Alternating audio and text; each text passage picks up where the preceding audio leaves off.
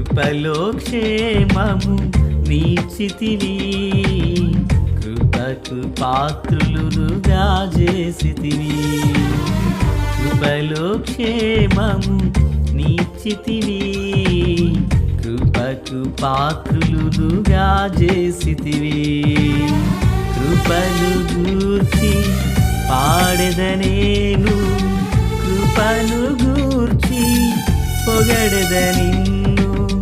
కృపను గూర్చి పాడెదనేను, కృపను గూర్చి పొగడెద నిన్ను.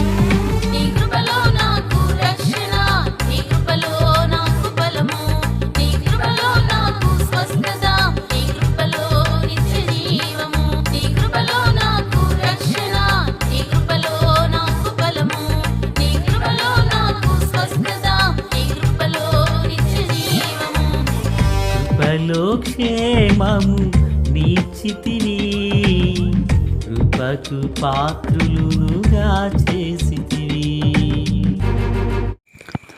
ప్రభు అయినటువంటి యేసుక్రీస్తు వారి పరిశుద్ధమైన నామంలో తండ్రి అయిన దేవాది దేవునికి నిత్యము స్తుతియు స్తోత్రములు, మహిమయు ఘనతయు ప్రభావములు యుగయుగములు ప్రభువునకే చెల్లునుగాక.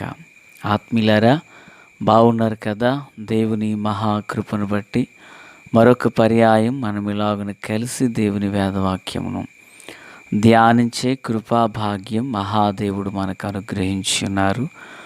దయగలిగిన ఆయన ఆత్మచేత సమభూమి గల దేశమున ప్రభు మనలందరినీ నడిపించునుగాక. ఆమేన్. ప్రియులారా, నేటి దినాన వాక్య ధ్యానం కొరకైన భాగము ద్వితీయోపదేశకాండం 20వ అధ్యాయం 5 నుండి 20 వరకున్న వచనాలను మనం ధ్యానిస్తున్నాము.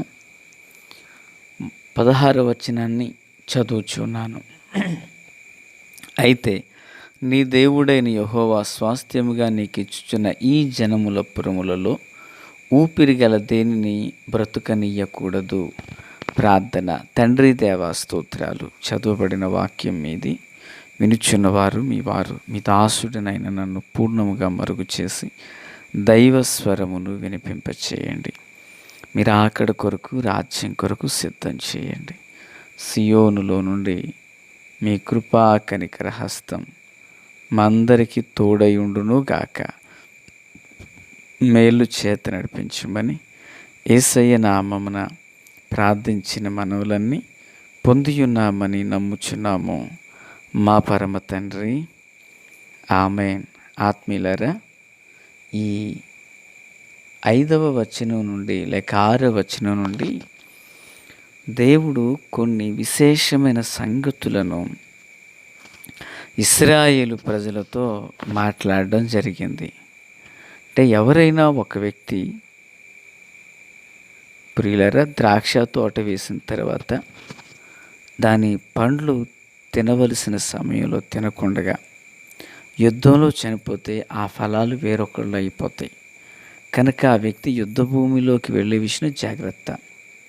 ఒక వ్యక్తి ఇల్లు కట్టుకునేటప్పుడు అది గృహప్రవేశం కాకమునిపే అందులో చనిపోయిన ఎడల వేరొకడు దానిలో ప్రవేశిస్తాడు. అటివాడు యుద్ధంలోనికి వెళ్ళొద్దు. అలాగే ఒక స్త్రీని ప్రదానం చేసుకునే వ్యక్తి కానీ ఎవరు కూడా అలాగే యుద్ధ భూమిలోకి వెళ్ళొద్దు అంటూ మాట్లాడుతూ దగ్గరగా 16 వచనానికి వచ్చేసరికి నీ దేవుడైన యెహోవా నీకు స్వాస్థ్యంగా ఇచ్చుచున్నటువంటి భూభాగంలో అక్కడ ఎవరిని కూడా బ్రతకనీయవద్దు అంటున్నారు. అంటే ఎవరిని పిల్లారా? చూడండి 13వ వచనం. నీ దేవుడైన యెహోవా నీ చేతికి అప్పగించినప్పుడు దానిలోనున్న మగవారిని అందరినీ కత్తివాత హతము చేయము. ఓకే. స్త్రీలను, చిన్నవారిని, పశువులను, పొరములో ఉన్నది యావత్తును దాని కొలసం మాత్రం నీవు తీసుకునవచ్చును కానీ దేవుడు నీకు ఇచ్చిన శత్రువుల కొలసము నీవు అనుభవించవచ్చు కానీ చిన్నలను స్త్రీలను చంపొద్దు అన్నట్లు ఇక్కడ మాట్లాడుతున్నారు. ఇప్పుడు ఎందుకు వారిని అలా చేయమంటున్నారు?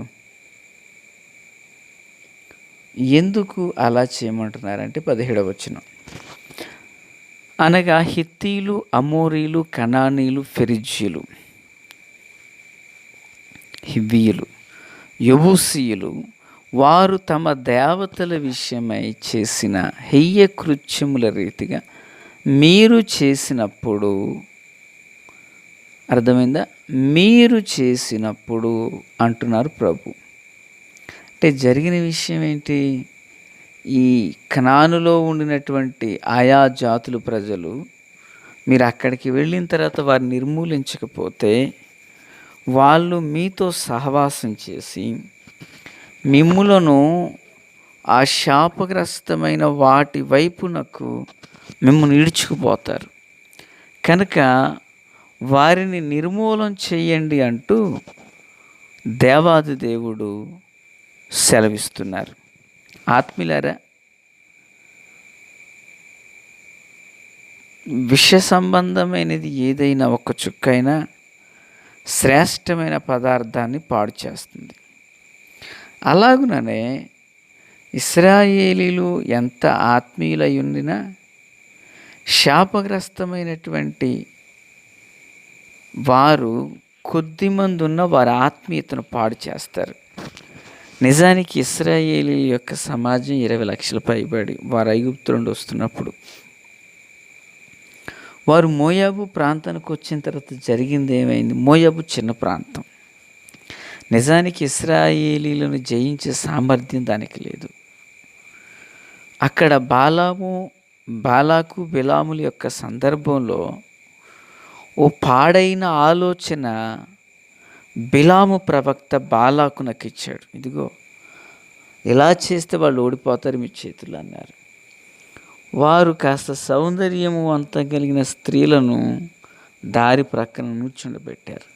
ఇశ్రాయేలు వారిని చూచి మోహించి పాపం చేశారు. ఫలితంగా శిక్ష ఎవరి మీదకి వచ్చింది? ఇశ్రాయేలు జాతి అంతటి మీదకి వచ్చింది. అంటే నిషిద్ధమైనది కొంచెం శ్రేష్టమైన దాన్ని పాడు చేసింది అక్కడ. కనుకనే ప్రభువారు అంటున్నారు, నీవు వాగ్దాన దేశానికి వెళ్ళిన తర్వాత అక్కడ ఆ దేశ ప్రజలను ఎవరిని నీవు ఉంచవద్దు, సమూలముగా నిర్మూలము చేయి అంటున్నారు. ఈరోజు దేవుని బిడ్డలుగా మన జీవితంలో సంఘానికి వస్తున్న వారు అనేక జీవితాల్లో నిర్మూలము అనబడిన మాటకు అసలు ఎక్కడ చోటు లేకుండా పోయింది. నిర్మూలము, వాటిని తొలగించేయడం, వాటిని లేకుండా చేయడం. ప్రియులారా, దేవాది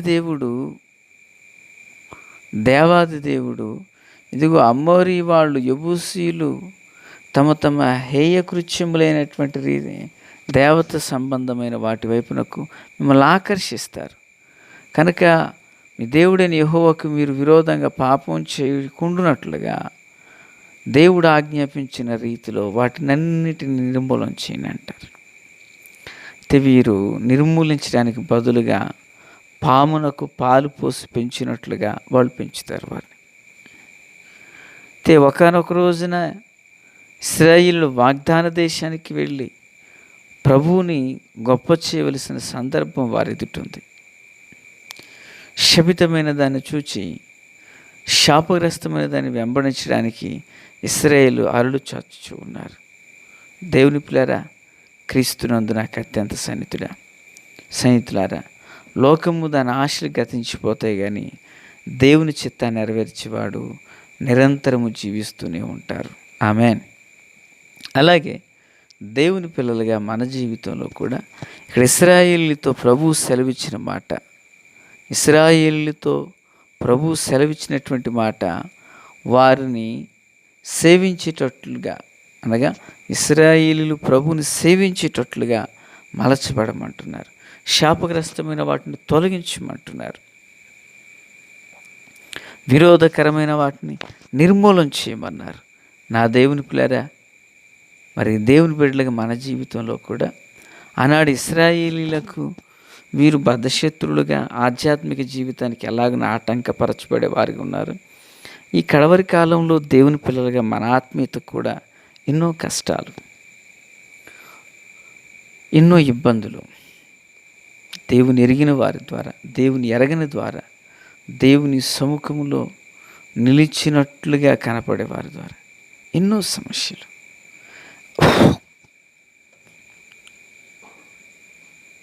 ఎన్నో సమస్యలు. అయితే ఆ ప్రతి సమస్య నుండి విడిపించబడాలంటే నిషిద్ధమైనది ఏది ఉంచొద్దు అంటున్నారు ప్రభు. శాపగ్రస్తమైనది వాగ్దాన దేశంలోకి వెళ్ళిన తర్వాత ఆ 7 జాతుల ప్రజలు ఏ ఒక్కరిని ఉంచొద్దు అన్నారు. ప్రియులారా, ఒకరోజు అమాలేకీల మీదకి వెళ్ళి నిర్మూలన చేయండి అని సౌలు మహారాజుతో దేవుడు సెలవిస్తే ఆయన బలమైన వాటిని విడిచిపెట్టి బలహీనమైన వాటిని దాచాడు. అమాలేకీలు కొందరు బ్రతకనిచ్చాడు. ఆ అమాలేకీడే ఒకరోజు సౌలు మరణానికి కారకుడయ్యాడు. నిర్మూలన చేయవలసిన వాటిని నిర్మూలన చేయకపోతే శాపగ్రస్తమైనవి, అవి ఆధ్యాత్మిక జీవితాన్ని పాడు చేసేవిగా మారిపోతాయి. కనుక ఆత్మీయులారా, దేవుని ప్రియమైన పిల్లలుగా మన ఆధ్యాత్మిక జీవితంలో ప్రభు ఇశ్రాయేలుతో చెప్పినట్లుగా మన ఆధ్యాత్మిక జీవితంలో శపితమైన వాటిని లయం చేద్దాం. దేవుని కృపను సమృద్ధిగా పొందుకుందాం. ప్రభు కృప తోడయుండును గాక. ఆమెను. తండ్రి దేవా స్తోత్రం. వాక్యం అందరి హృదయాల్లో ఫలభరితం చేయండి. మీ జీవంతో, కృపతో, బలంతో వర్ధిల్ల చేయండి. ఆశ్చర్యకరుడు, ఆలోచనకర్త అయిన యేసయ్య మహోన్నతమైన నామంలోనికి ప్రార్థించిన మనవులన్నీ పొందియున్నామని నమ్ముచున్నాము మా పరమ తండ్రి. ఆమెన్. Praise the lord.